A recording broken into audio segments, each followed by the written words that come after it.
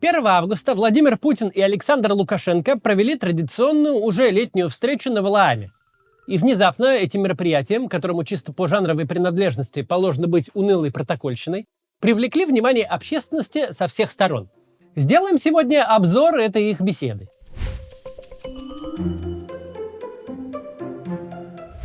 Прежде чем переходить к сути, скажем несколько слов об эстетике мероприятия.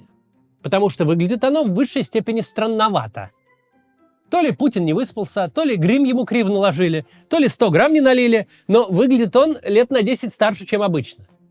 Сидит в какой-то нелепой, совершенно мятой рубашке, будто в собес собрался. Он и без того невеликого роста.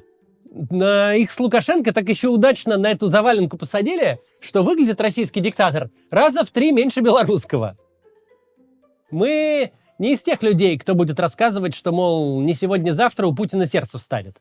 Тут вопрос вообще в другом. Где, собственно, весь гигантский пиар-аппарат, который обеспечивает Путину пристойный внешний вид? Кто вообще позволил такому случиться, что Путин, рассуждающий о сферах влияния, о судьбе Украины, о войне и мире, выглядит так, словно присел на лавочку к Лукашенко не Европу разделить, а пузырек боярышника? Это ж не комментарий в сторону на ходу, это, считай, получасовая пресс-конференция была. А такие мероприятия всегда готовятся сильно заранее. В их организации задействованы сотни людей, которым платят только за то, чтобы Путин хорошо выглядел. А он сидит в какой-то заношенной рубашке, его почти не слышно, в микрофон задувает ветер, и никому не пришло в голову это почистить. Собака Лукашенко, которой тот уделяет больше внимания, чем рассуждениям собеседника о росте торгового оборота. Так вот, шпиц этот сопит громче, чем Путин говорит. И это не фигура речи. Просто вот посмотрите фрагмент, выложенный без обработки с сайта Kremlin.ru. Наш политический режим основан на Конституции Российской Федерации и сформирован на власть строго в соответствии с основным законом государства. Чего не скажешь об Украине. Будь у нас не персоналистская автократия, будь образ лидера не настолько важен, то и разговаривать тут было бы не о чем.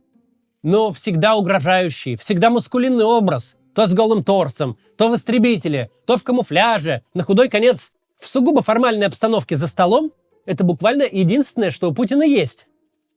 И с конструированием этого образа пиарщики и аппаратчики всю дорогу справлялись. Успешно представляли Путина не увядающим правителем, а энергичным лидером. Путина сажали таким образом и снимали с такого ракурса, чтобы его скромный рост не бросался в глаза, особенно когда собеседник сильно выше. Никто и никогда не демонстрировал публике руки пожилого человека со вздувшимися венами. В прежние времена сложно было себе представить, чтобы на капитальный брак по звуку просто забили болт. Но серьезно, хотя бы сопение собаки-то можно было убрать? Ведь оно Путина явно перебивает. А об укладке нормальной почему не позаботились? Почему его 3 волосины на макушке ветер гоняет по лысине туда-сюда? Почему оператор кремлевского пула снимает с рук? И почему руки эти как с похмелья? Неужели ни у кого не щелкнуло стабилизатор хотя бы включить? Ну или хотя бы тремор ручной камеры подправить в редакторе? Эти вопросы могут показаться придирками, если вдруг забыть, что это пресс-конференция 2 глав государств. Что эти двое, которые выглядят натурально как физрук и трудовик, рассуждают о массовом убийстве людей. Если твоего шефа уже и друзья, и враги публично и за глаза называют дедом, то худшее из возможных решений изобразить его натурально самым стереотипным дедом в сельских декорациях.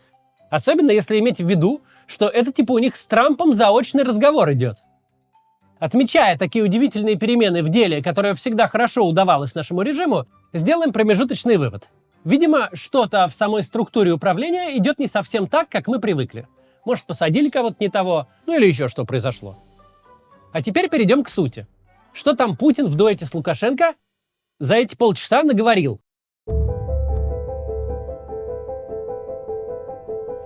Первая часть ответов на заранее известные вопросы носит характер максимально невнятный.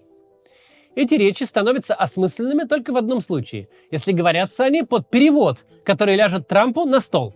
Для того, чтобы подойти к решению вопроса мирным путем, нужно вести обстоятельные разговоры. И не на публике, а это делать нужно спокойно, в тиши переговорного процесса, И именно для этого мы предложили создать 3 группы, о которых вы упомянули. В целом реакция украинской стороны была позитивной. Мы договорились, что мы можем вести такие переговоры без камеры, без всякого политического треска, в спокойном режиме и искать компромиссы. Смотри, мол, Дональд, Путин не отвергает идею переговоров. Ему идея переговоров очень нравится. И переговорный процесс вообще идет лучше некуда. Вон, снова пленными и телами погибших обменялись. Разве не замечательно ли? Вот только переговоры в изложении Путина существуют отдельно от войны. Создание переговорных групп и форматов, аж 3 штук, обмен пленными, телами и любезностями, тут достигнуто взаимопонимание. Но сама война будет продолжаться, пока не устранена причина конфликта. Условия, безусловно, остались прежними. Это же не условия, а цели. Я сформулировал цели России. Но до сих пор, до того момента нам говорили, что непонятно, чего Россия хочет. Вот мы их сформулировали в июне прошлого года на встрече с руководством Министерства иностранных дел Российской Федерации. Там все ясно, но главное – это искоренить причины, породившие этот кризис. Это основное. То есть между строк звучит: какие такие дедлайны в 10 дней? Ты же хотел переговоров, ну так мы ведем переговоры. С этим вопросом у нас все great, даже порой awesome. Можешь об этом написать в своей True Social. Договариваться мы, конечно, ни о чем не собираемся, а переговоры вести еще как, на здоровье. Все к твоим услугам. Дальше по ходу дела мы узнаем нынешнее отношение к потерям на фронте. В предыдущей итерации это было лучше от пули, чем от водки. Вероятно, самая оскорбительная концепция за всю историю войн. Само собой, Путин не первый политик, который относится к своим солдатам как к мусору. Но обычно такое принято держать при себе. Но нехорошо как-то заявлять прямым текстом, что война, мол, очищает страну от маргинального элемента. Теперь же Путину, видимо, объяснили, что называть собственную армию сборищем подзаборных алкашей – это так себе затея. Сегодняшняя положительная динамика на фронте, она связана, разумеется, с героизмом наших ребят, которые сейчас идут вперед. Но мы обязаны этим и тем нашим воинам, которые остались на поле боя и отдали свою жизнь за Родину. Потому что это они создали условия для того, чтобы сегодняшние люди, которые сегодня находятся в строю, шли вперед, имели такую возможность. Это общая заслуга. В этом смысле у нас ни одной потери нет напрасной.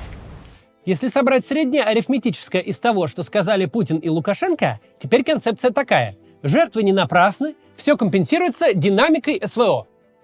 То есть абсолютно правы те Z-военкоры, которые предполагают, что Путин видит войну только как очередные квадратные километры и топонимы. И то, что под эту, с позволения сказать, пресс-конференцию ему доложили о полном захвате Часова Яра, для него главная новость. Напоминаю, за этот город в 9 километрах по прямой от Бахмута воюет больше 2 лет. Он стал символом реальной динамики этой войны. Украинская сторона отрицает полный захват Часова Яра, но вообще там уже не очень понятно, что считать захватом и контролем. Там остались руины в чистом поле. И вот Путин прямым текстом говорит, что захват бывшего города, от которого осталось только упоминание на карте, свидетельствует о той самой положительной динамике. Говорит, что любые потери не напрасны, ведь это достаточно большой населенный пункт.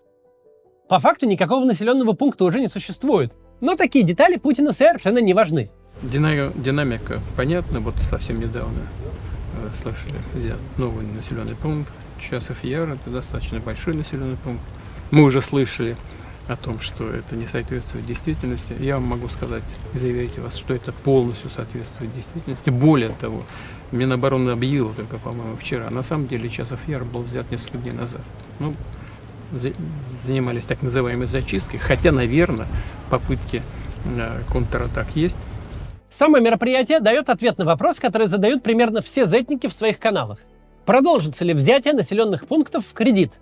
Заваливание позиций трупами, штурмы в лоб на эскадрильи дронов, лишь бы взять руины, о взятии которых отчитались 2 недели назад. Всем ясно дали понять: да, продолжится. Это не эксцесс, это такая политика. Это не сумасшедшие генералы гробят личный состав, это Путину нравится слушать отчеты о том, что рандомная точка на карте теперь принадлежит ему. Лукашенко поддакивает, дескать, не столько гибнет людей, как, знаете, в Великую Отечественную. Кинули сотни тысяч, и сотни тысяч погибли.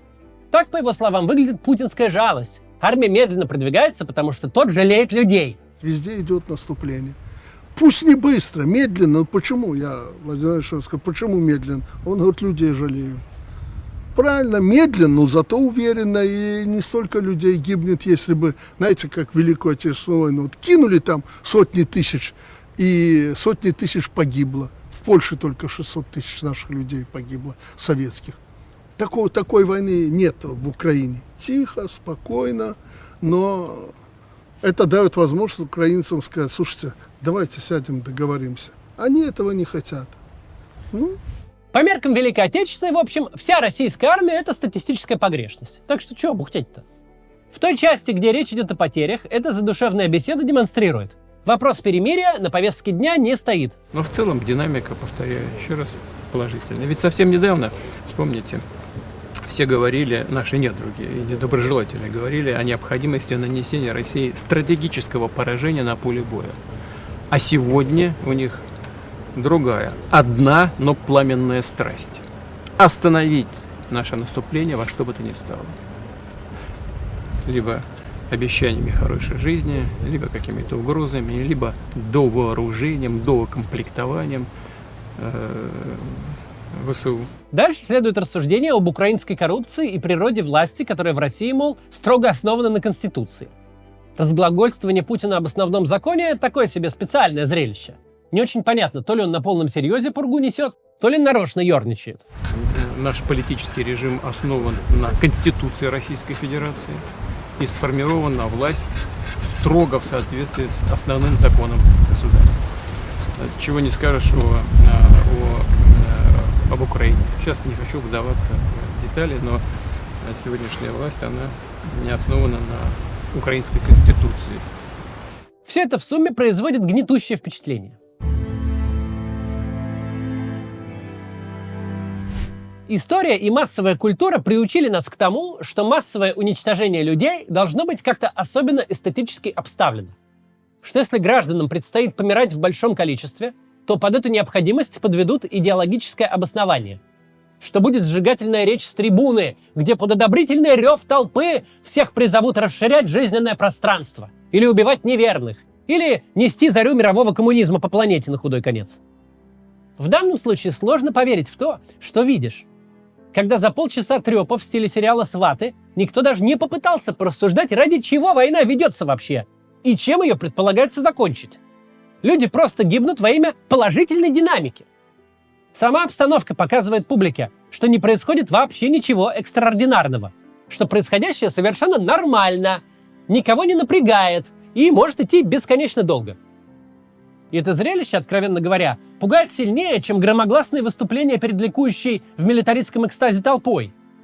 Все-таки тот карикатурный фашизм, который мы привыкли себе представлять, он даже чисто по формату предполагал, что война — это момент максимального приложения государственных и общественных усилий, который потому такой громкий и страшный, что временный, и будет свернут с достижением искомой победы. Тут же и победы никакой не предполагается, и в голову никому не приходит, что рассуждать о безумной кровище, развалившись на лавочке, это плохая идея. Весь 20 век человечество опасалось зла в форме от Хьюго Босс, а зло вернулось в таком виде, будто вот-вот стрельнет на опохмел. Убогость зла, пожалуй, что делает его еще более жутким. Мы в эпохе, когда сотни тысяч убиты, когда у миллионов разрушена жизнь просто потому, что ему, вот этому старику на заваленке, скучно вставать по утрам. До завтра.